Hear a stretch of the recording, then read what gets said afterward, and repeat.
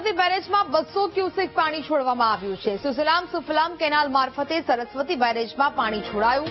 પાણી છોડાતા પાટણના ધારાસભ્ય અને કોંગ્રેસ કાર્યકર્તાઓએ વધામણા કર્યા।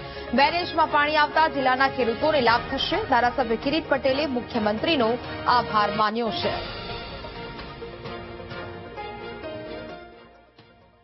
ગઈકાલે સરસ્વતી નદીની અંદર આ પાણી સુજલામ સુફલામ કેનાલ મારફતે પાણી આવ્યું। અગાઉ જે પાણી આવ્યું હતું એ વરસાદનું હતું, પણ ગઈકાલથી 200 ક્યુસેક પાણી એ નદીની અંદર છોડવામાં આવ્યું છે। આજે ડેમ ઓવરફ્લો થયો છે। આ ધીમે ધીમે ડેમથી ડાઉનસ્ટ્રીમની અંદર પાણી છોડવા માટે મેં એન્જિનિયરને વાત પણ કરી છે। આવતીકાલથી નદીની અંદર પણ પાણી શરૂ થશે। મારી રજૂઆતને પગલે રાજ્ય સરકારે જે નિર્ણય લઈ અને પાણી છોડ્યું છે એના માટે અમે મુખ્યમંત્રીશ્રીનો આભાર પણ માનીએ છીએ।